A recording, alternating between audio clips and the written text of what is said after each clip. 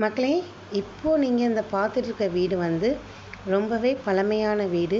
ரொம்பவே பழமையான வீடுனா எத்தனை வருஷம் நீங்கள் நினைப்பீங்க? இப்போலாம் நம்ம 30 வருஷம் ஆயிடுச்சுனாலே நம்ம என்ன பண்ணிடுறோம், அந்த வீடை வந்து இடிச்சிடுறோம். இன்னொன்று அந்த வீடு அதுக்கு மேலே தாங்க மாட்டேங்கி. ஆனால் அந்த வீடை கேட்டால் நீங்களே ஷாக் ஆயிடுவீங்க. எத்தனை வருஷம்னு பார்த்தீங்கன்னா 120 வருஷத்துக்கு மேலே பழமையான வீடு. அப்போலாம் அந்த வீடு வந்து மேலே கூரை வந்து என்ன போட்டிருந்தாங்கன்னா கட்டைக்குத்துன்னு சொல்லிட்டு கம்பை வச்சு தான் போட்டிருப்பாங்க. அந்த கட்டைக்குத்து வந்து மழை காலங்களில் வந்து இப்போ வந்து 2 வருஷமாக அதிகப்படியான மழைகள் வந்து டிசம்பரில் பெஞ்சுது. அதனால் தண்ணிகள் எல்லாம் என்ன ஆயிடுச்சு, வீட்டுக்குள்ளே வர ஆரம்பிச்சிருச்சு. அதனால் சரி இனிமேல் அது சரி வராதுன்னு சொல்லிட்டு இது அப்படியே இடிக்க போகிறாங்களாம் கிடையாது, அதுதான் கிடையாது.